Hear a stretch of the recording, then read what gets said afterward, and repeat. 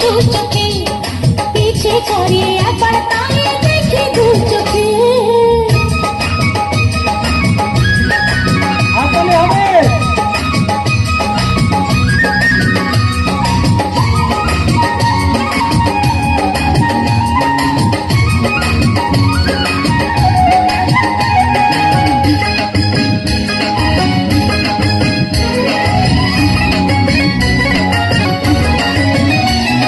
শ্যামের বাঁশির সুর যেন বাঁশিতে